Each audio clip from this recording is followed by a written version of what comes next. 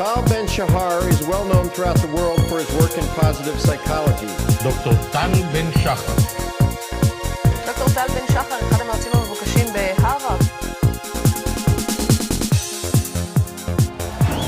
Tal Ben Shahar. Songs have been written about it. Self-help books have been published about it. And now Harvard has a class teaching students the basics of being happy. In fact, we're told this is the most popular class at the Cambridge the most Ivy League. popular class at Harvard University is on how to live a happy and fulfilling life. Tal Ben Shahar is the teacher. Tal Ben Shahar is part professor, part motivational speaker, delivering spirited lectures in a course called Positive Psychology. More people have signed up for your courses, an amazing fact, than any other professor in all the time of Harvard. So that's saying something. People want to learn how to be happy. More students have signed up for your class in Introductory Economics. Why do you think it is so popular and important? I guess more people want to be happy than want to be rich. 856 students pack into this theater twice a week to learn and laugh. It's happening at this most popular class here at Harvard. The goal of the class is to get kids happy, and they call it the Happy Class. It's a class that focuses on making people happier. Actually, it's called Positive Psychology. Positive psychology is the study of life flourishing, the study of happiness, the study of well-being. What positive psychology does is create a bridge between the ivory tower and the main street. It brings the rigor of the academic research from those libraries and makes it accessible. The average academic journal article is read by 7 people. And that includes the author's mother. Positive psychology is not just about let's all feel good. It's about focusing on what works and helping our most difficult challenges. Traditional psychology mostly focuses on psychopathology, depression, anxiety, fear, anger, many of the painful emotions. Whereas positive psychology mostly, not only, but mostly focuses on love, happiness, relationships, job satisfaction, well-being. Why is that important?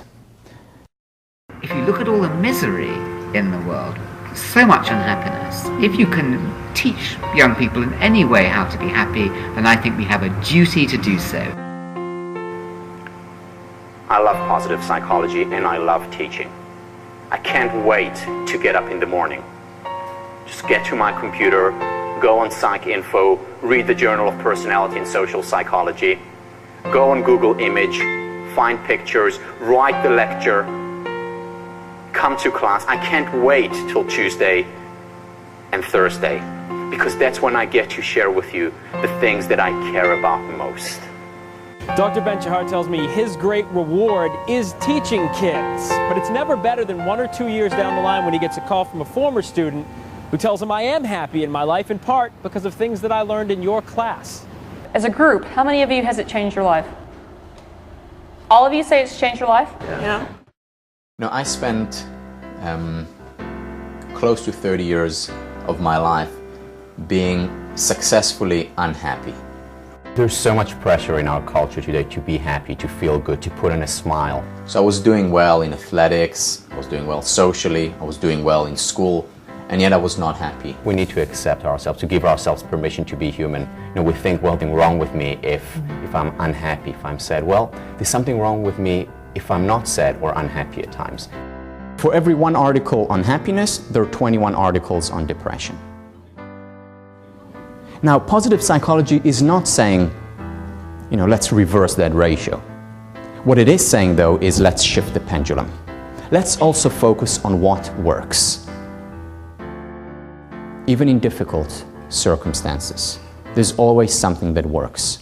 How can you learn to be happy? There are certain tips, certain ideas, certain exercises that we can do and become happier. Make a list of the things for which you're grateful and do it regularly and do it mindfully. Think about the family, the friends, the work. Simplify your life. Say no to something so that you can say yes to yourself. Breathe. Breathe deeply. You know, we're in such a hurry, we don't have time to take a deep breath. What went well today? What's your favorite movie? What do you recommend? Exercise. Physical exercise has a very powerful effect on our well-being. Ask, what is most meaningful to me in the world? What do I enjoy most? What am I good at? And then answering these questions, finding the overlap among meaning pleasure, and strength. So let's do an exercise. How many geometric shapes can you count on the next screen? All right, any offers? 35, 45, 45, 50. Do I hear a 55? 8, 7. I have no idea how many geometric shapes there are. Sorry. I have another question for you. What time was it on the clock in the picture? 1, 2, 3, 4, 5, 6, 7. That's exactly 1% of the people here. What happened? You didn't focus on it. Through the question, I focused you on something entirely different. Another part of reality. You know, the million-dollar question in the ultimate currency is, how do we attain, how do we enjoy lasting change? There are very few interventions that actually work. Mindfulness meditation does. Why is it so effective? Because it focuses on the ABC of change. Affective, behavioral, and cognitive. So I'd like you to draw here, if you can. You ready for this?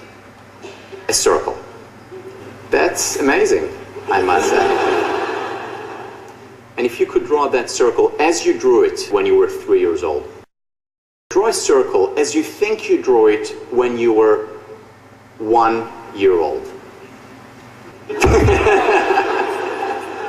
Could you have gotten to this stage, to drawing such beautiful circular circles, without having drawn hundreds and thousands of such failures? No way. Learn to fail or fail to learn. Who has ever gotten a job and said, okay, now I've got the job, I don't need to work anymore? Whereas in the context of relationship, it very often is the case. But in the workplace, people go in, they get a job, and they have to prove themselves. They have to work hard. They have to invest. And it's the same in relationships. So Charles asked me, so what are you doing this semester? What are you teaching? So I told him I'm teaching 2 classes. One on positive psychology, which is essentially the psychology of happiness, the science of happiness. And the second class I'm teaching is on the psychology of leadership. So he said, oh, I see.